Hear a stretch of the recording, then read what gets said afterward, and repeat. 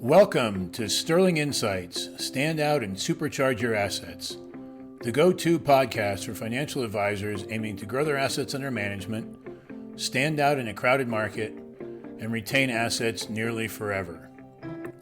Are you advising high net worth clients who own appreciated capital assets? Do you want to help them sell without losing a quarter, a third, or even more of their hard-earned profits to capital gains taxes? Then this podcast is tailored for you. Each episode brings you the latest strategies and expert advice from leading financial advisors, seasoned attorneys, and experienced CPAs. Learn how to maximize your clients' wealth, minimize their taxes, and supercharge your advisory practice with actionable insights. Join us on Sterling Insights, Stand Out and Supercharge Your Assets, where you'll gain the knowledge and tools to set yourself apart and achieve unparalleled success in wealth management. Subscribe now and empower your practice for a brighter, more prosperous future. Welcome to Sterling Insights. I'm your host, Roger Silk. We are joined today by Richard McWhorter. Richard is Managing Partner at SRM Private Wealth, and he is an advisor to high-profile clients in the music, sports, and entertainment industries. With nearly $2 billion under management, he brings deep expertise and a creative edge to serving ultra high net worth clients. Richard, thank you so much for joining us. Thank you for having me, Roger. Let's start with everybody is excited by things like music and sports and entertainment. Everyone wants to do it. Few people actually are able to do it. How did that develop for you? Yeah, so we started off, and we still deal with several family offices, and we were able to work our way into some of these relationships that brought us into that. Some of those family offices owned teams within basketball, soccer, football, and we started to work with some of those teams to educate their players. That's how it started. And this was in what kind of time frame? Well, I started in the business in 1992. So this was mid 90s to early 2000s that we own those teams. And where are you guys based? We're based in Beverly Hills. Oh, okay. Are you able to share with us the names of any of your teams or? No, that one I'm gonna have to keep to myself on that. Yeah. Okay. But I appreciate it. Figured I'd ask because people, I mean, that's what makes it so attractive, right? It's like, oh, you know, XYZ. But put it this way, they're all over the country, but we are primarily Los Angeles based. Yeah. So without you saying it, we might not be surprised if it was some Dodgers or Lakers or Rams or right, those kind of things. Yeah, those kind of things. So, being here in Beverly Hills, there's a lot of access to people within sports and music, and as I said, the main practice that we have is family offices. So everything kind of melded from that. And are you guys running a multifamily office, or you service other, like your clients' family offices? Yeah, we kind of are part of the team within those family offices. Some clients don't have a family office, and so we act as the family office and bring and design a team around that client, but they might not have a formal family office. So so I know that some of the sports figures get into the news for how much money they're making and some of the entertainment figures as well. But there's got to be quite a range, right? Because in the professional sports, a lot of the players are earning only like the minimum, right? Yeah, there's a wide disparity in, listen, it's like a lot of things. When there's people that are making a tremendous amount of money by any standard, there's also spending habits that go along with that. So those that are getting more the minimums may not be as in bad a position as those that are on the much higher level of salary, at least. Uh-huh. Spending is a major part of that behavioral process.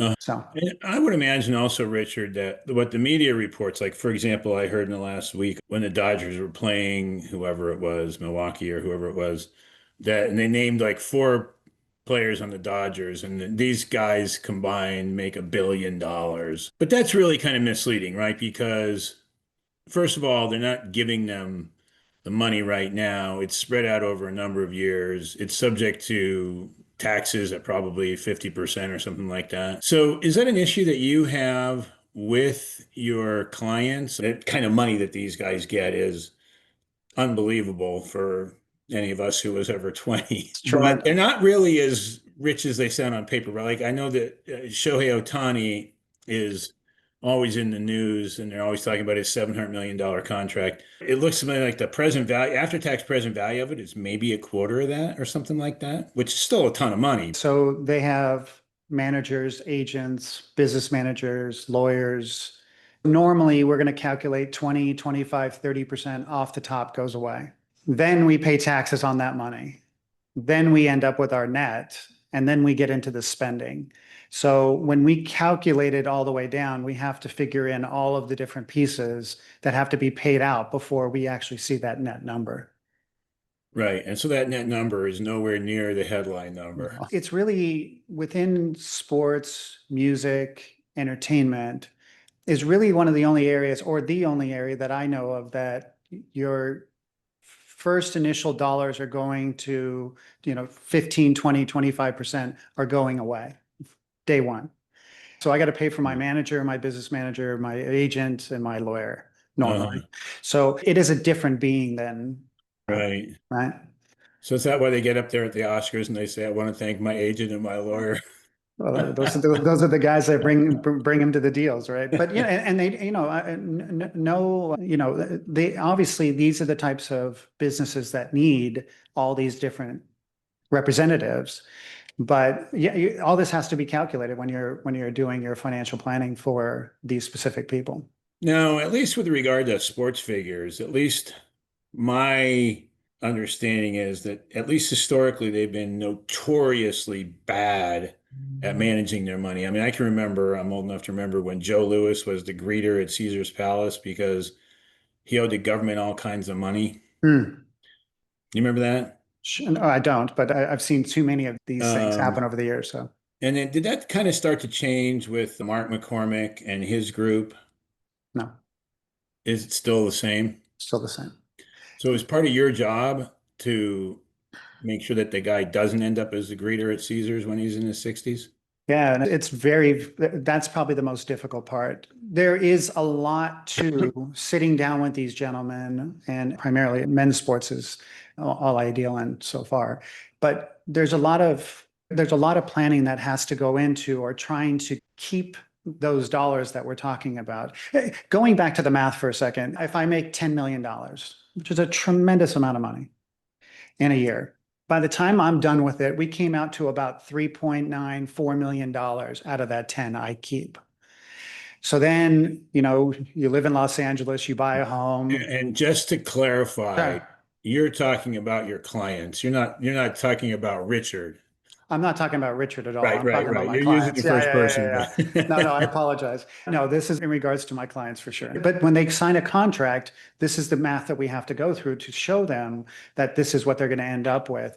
And so to go back to your point is that there is a lot of conversation about not becoming one of those stats of 2.5 to 3 years after retirement, you're now broke. And then what do they do? so these guys know because there's been enough history that they've heard the stories of all these predecessors. And do they come to you and say, hey, I don't want to end up like that. I want to be set by the time I retire? I wish it was that easy. The answer is no. And we've seen in the news recently some very high profile football players that have claimed bankruptcy. So the more you pay attention to these announcements and by the way, these are the well-known ones that Hmm. the news even picks up. Hmm. The ones that were not as well known, just kind of go by the wayside and end up as security someplace or doing something else to revive a career later in life. Which is more common, the athlete who makes a lot of money? So I went to school with John Elway, and he's a really big name still in Denver. You go to Denver and there's restaurants and car dealerships and stuff. I don't have any relationship with him, but I assume that he did pretty well. Hmm. And obviously, in his time, he was one of the superstars in the NFL. What's more common, that a guy is able to kind of use his sports wealth income to generate lifetime wealth, or that he kind of blows through it all and then at the end of his career he's looking for, what do I do now? The most common is to blow through it all and trying to figure out what to do next. There are people like John Elway, or there's others, but there's others that have done very well for themselves and created structures around them that have allowed them to really expand their wealth from sports. Family that was in sports before and had made the mistakes that they didn't want to make, or taught them not to make. Others were very fortunate in having people around them that guided them through this. A lot of it, I think, is trust. I think a lot of it is them finding representatives around them that are going to be protective. There's a lot of different factors that go into each one of these situations that we have to navigate on. Is there, for example, like a standard talk that you'll have with a new client? Never. Oh, Everyone's individual. In our business, one of the biggest conversations is about risk. And I always kind of laugh at it because they're always like, are you aggressive, moderately aggressive, conservative? The reality is that if you ask anybody, they want to make as much money and take as little risk as possible. yeah. So people only understand their risks when they're losing money. When they're making money, everyone's fine. Until they start to see their balances dwindle, until they start to feel like they're overspending or being told that they're overspending, all of these things are things that each one of those individuals has to be talked to in a way in which they're going to understand it. Meaning that we are behavioral beings, and each one of us handles risk, these conversations differently than you or I would, right? And so there's a lot of conversation that goes into understanding your clients, even in family office space, it's the same way. Understanding what they're trying to do. I had a family office representative a long time ago that said to me, I came into his office, I was 23 years old. And I walk in and he literally didn't even look up from his papers. And he said, sit down, kid. And I sat down and he said, don't come in here and tell me you're going to make me rich. I am rich. Just don't mess it up. Said it more crudely than that, but I won't go into that. So my point is that I got to know him as a human being and what he was looking for, not what I thought was best for him, especially as a 23-year-old kid thinking I knew the business. But you start to understand these clients individually and hear what they have to say and how do they act during the 2000 crisis or in interest rates back in 94, 95, when interest rates spiked up by 2%. You go through 2008, 2009, you start to learn how clients are during those periods of time. Now we have conversations and, 20 years later or 15 years later, and you're like, yeah, we've been here before. I've seen this movie with you before, and I know how you're going to react to that. To answer your question, I think is that each client is individually a different human being, and they have to be treated as such. Now, are you guys primarily asset managers? Yeah, that's exactly what we do. Do you get involved in the financial planning aspect of it? Yeah, I'm a CFP. We do some financial planning. Most of the people we have, our clientele is on the lower side, 25 million net worth, and we have two clients in the $7-8 billion range. Primarily, most of the people here in California made a lot of their money in real estate, and now they're just trying to find out how to navigate with the funds that they have coming in from that real estate or they've accumulated over time. So, but you guys aren't real estate managers. No. We have people on the outside. Once again, I'm just one of the spokes of the teams of each one of these clients. So within your organization, you have these expertises across real estate and enough to be in the room to listen to experts and then give opinions based upon experience from the past. Uh-huh. Yeah, for sure. Are there any commonalities or identifiable differences between the way, say, entertainers, which I guess is actors and stuff like Mhm. musicians and athletes approach something like if you, I mean, obviously you know these people, so you know what they are, but if you just were able to say, just hear like a disembodied voice so you couldn't tell who it was, how quickly would you be able to tell entertainer, musician, or athlete? It's a great question. I don't think I could, to be honest. Really? I play a lot of golf with these gentlemen, and the conversations are, I mean, they're human beings, right? Forget what they do on the court or on stage or whatever. They're human beings. So when you get down to the baseline of what their conversations are, it's the same conversation I would have with guys I've known since I was 5 years old. So there isn't a lot of differential in the conversation once you get down to the human level, when you get past who they are. And do you have, are your clients, they also include like entrepreneurs and people who've made their money that way? Mhm. Most of the family offices are entrepreneurs or, And yeah. so how do they differ, if at all, from No, no, entertainers? I don't find any difference between, once again, I think, you know, I- I've been doing this a long time. I've been doing this 32 years and I was 17 years old, which is 39 years ago. So, the one thing is that it just gets down, and I'm going to keep saying it again, is that it just gets down to that human level. Yeah. So none of these people are different. They have different issues and they have different problems and they have, there's some that are more sophisticated than the others. All those things we work through with ourselves and with their team and everybody. But as far as the person themselves, it's just understanding that human. And that's why I love when I go and spend 4 or 5 hours with somebody, whatever industry they're from, or whatever musician, actor, whatever it may be. When you get through it all and get past that part of it, it really is just having a conversation with another prospective client or client. So is there something, I mean, obviously there must be, but like, how are you guys differentiated from what's enabled you to like build this particular clientele Hmm. that most firms don't have? Relationships. We just have relationships with various people over the years. I've been in Beverly Hills for 30 years. I grew up in Los Angeles. We just have people that know people. And when something arises, it's always interesting to me that I go into different meetings and you see some financial advisors that bring in decks of books of who they are and what they've done. And I walk in with a blank piece of paper and let's have a conversation. And there's just these little subtle differences between what I present and what they present. And some people navigate towards what I do, and other people navigate towards what they do. I often say to people that, if you and I, Roger, you and I went into the same room, said the exact same thing, some clients are going to go, that Roger's brilliant and Richard doesn't know what he's talking about. And that's the fascinating thing about the human part of it, and vice versa, hopefully. Yeah. But yes, I do think that it's really interesting when you get to the psychology part of it. It's just so interesting how different people think and how they make decisions. That's what I love about the human part of it. Have you, and obviously your perspective has changed over the last 30 years, but Hmm.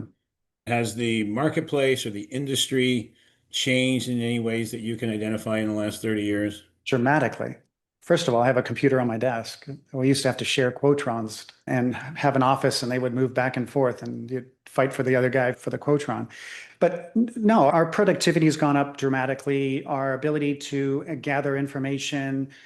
There has been no better time over the past 10 years for me than the intellectual side of it all. The intellectual side of our business has become the macroeconomic pictures, the ramifications from changes that have been made, or what's going to happen with AI. All of these wonderful things are happening.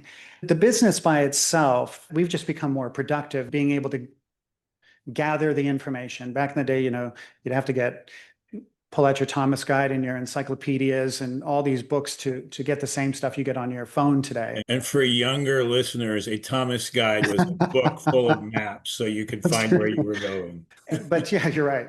But it's so fascinating that how much more productive we become. I was doing a class recently. I take classes regularly, and so I was taking a class recently, and they wanted me to physically calculate yield to maturity and duration on bonds with a pen and pencil. I haven't done that in 20 years. Yeah, we used to do it every single day. I keep forgetting what year we're in. So it's like 30 years ago. It was just so interesting to see how cumbersome that was and something that we used to do all the time. But yeah, it's changed dramatically over the years and just the business in general. When I first started in the business when I was 17, I worked for a lady that just sold mutual funds and would buy and sell mutual funds all the time. And now you've got ETFs and got these wonderful ability to buy bonds from anywhere on the street individually. It's just wonderful what's happened. Are you guys stock pickers? We created an algorithm 12 years ago, 13 years ago, and we use that as well as outside research to do that. Now, is that something that you personally get involved in, or are you more involved in the client relations? No, the whole thing. I'm a numbers guy through and through. And so I love getting involved in, we have 73 inputs that we put in physically. I want to feel the numbers as I'm putting them in, which sounds really wrong, but I do like putting the numbers in because I can see the trends of the numbers. Do you guys think in terms of asset allocations, or how do you go about constructing a portfolio for a client? Just depends on what their needs are. So we literally sit with these clients and I tell them it's going to be a process and we're going to be dating for a little bit and we will build the portfolio based upon our conversations over time. It takes me 6, 8, 9 months to fully invest. And is that primarily, I'm not trying to get any Please. proprietary, but is that primarily stocks and bonds that it ends up in? Individual stocks, individual bonds, ETFs primarily. We do have private credit that we use from outside sources, things that I cannot do directly. We do ETFs. About 74% of my business is fixed income now. So we do a lot of, especially here in California, a lot of tax-free bonds. We buy those individual bonds for specific reasons. Does that somewhat reflect the fact that most of your clients have enough and you want to make sure that they keep it? Yes. Yeah. I have one client that tells me all the time, we play some golf out in Palm Springs and our conversation, our account review is, I just used air quotes, how are we doing? The bonds are doing fine. And it's all tax-free bonds, national tax-free bond portfolio. And then we go play golf for 5 hours. So you just alluded to that. I was going to ask you that because you said that many of your clients are in California, which for the non-Californians is a very high tax state. And so if you don't concentrate them in California tax exempts. For California residents, that gentleman's actually a Colorado resident. Oh, okay. But for California residents, it's very, very few times in my career that I've been able to buy bonds outside of California and on an after-tax basis get a decent or a relative yield. So there was some Michigan bonds many years ago that you could buy when Detroit was going through some stuff. You can buy the entire Michigan water supply bonds for the entire state. And those things were paying 6.5, 7 when everything else was paying 4. And so on an after-tax basis, it was much better. But very, very rarely in my career have I been able, for California residents at least. So how do you evaluate the creditworthiness of a municipal organization or a state? So we start off with a couple of things. So you start off with the ratings at a certain level. I buy primarily essential services. So I like electricity and water and everything that people have to pay every month. Then after we go through the ratings, and the one thing I want to stress is that when you're buying individual bonds, the information is normally 12 to 18 months behind that you can find, unless they're coming out with new issues and then they have to update those numbers. So when I'm looking at a AA plus, AAA, tax-free, essential service bond, I have to think that maybe that's deteriorated over a period of time. So you're starting off at this very high level. Maybe it's a notch lower, maybe it's 2 notches lower, maybe it's AA paper or AA minus paper. And so you have to think that through. And then I want to go with certain sizes. So I don't want cities that have 30 residents. I want, right, where something happens to that city, it'll be a bigger issue. So we're looking for larger amounts of people that are putting them, having to pay their water bills or their electric bills every single month. And then we diversify across a wide variety, good or bad. California state in total, not just the state of California, but in total, the municipal issuers are very fiscally irresponsible.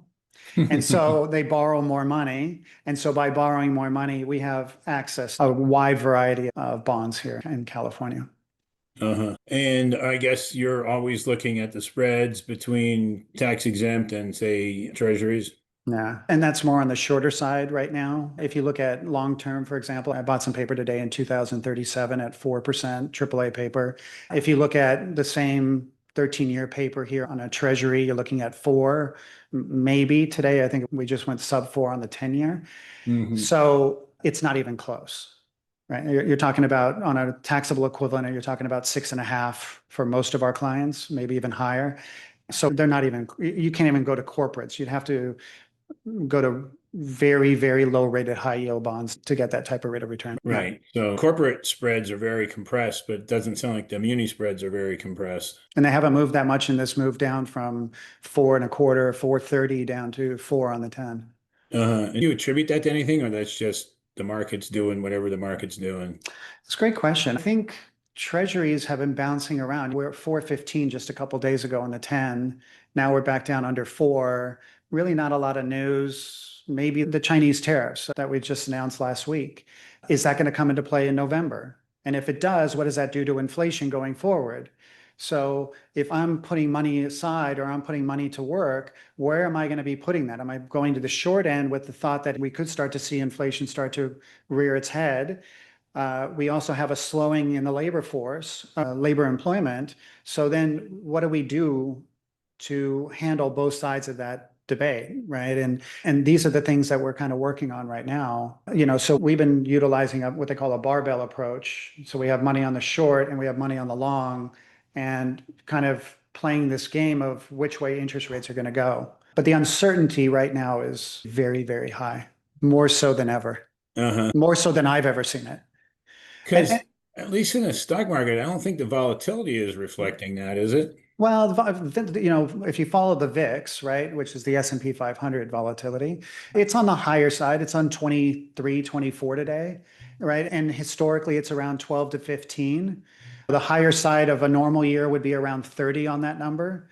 So it has been creeping higher, but the overall indexes haven't really seen that. I think that's to your point. Interesting. Yeah. But I think that, once again, a lot of people call the stock market a forward-looking instrument. We're very reactionary for a forward-looking instrument, right? It's the 100% tariff that came on the other day. We were pricing in nothing was going to happen and everything was going to be good with China. And then we come out with this 100% tariff and the market gets beat up by 800 points. And then everything's good on Monday again. But nothing's been settled. You know what I mean? Right. So how do are we going to wait until that thing actually comes to fruition? Are we going to guess that nothing's going to happen? So, for me, this is why it's more complicated, because there's if we put 100% tariff on China, whether you believe in it or not, it's the ramifications from that. So if that should come to play, what are the ramifications? As I said, I don't care what side of the spectrum my clients come from, right? Yeah. Everyone's got differing opinions on the administration and what they're doing and all this stuff. Don't care about any of that stuff. What I do care is, for me, is trying to understand those ramifications from both sides of those debates. Right. Richard, this is absolutely fascinating. I kind of going over. I want to give you an opportunity if there's something that you really want people to know that we haven't talked about, what might that be? I think we've covered most of what we do and how we do things. The one thing that I do stress to a lot of people is that if you're working with a financial advisor, understand the inherent conflicts of interest that firms bring to those financial advisors. It's very important to understand. I was at a large firm for many years. And one of the things when we built our company was the main focus of it was to stay away from inherent conflicts of interest. So for me, it's if you're a client, to just understand, if there's anything internal that is limiting the true advisement to those clients. So That's a really interesting point. Richard, where can people learn more about you and the firm? we're on LinkedIn, Richard McWhorter, and we have a website, SRM, Sam Robert Mary, privatewealth.com. And we have all our information on there and our contact info, and you can find us there. All right. Well, thank you so much. I really appreciate your time. Thank you. I appreciate the conversation. Thank you for listening to another episode of Sterling Insights, Stand Out and Supercharge Your Assets, where we provide the info you need from successful leading financial advisors, lawyers, and CPAs. Your hosts, Roger and Catherine Silk, invite you to learn more about Sterling Foundation Management by visiting sterlingfoundations.com.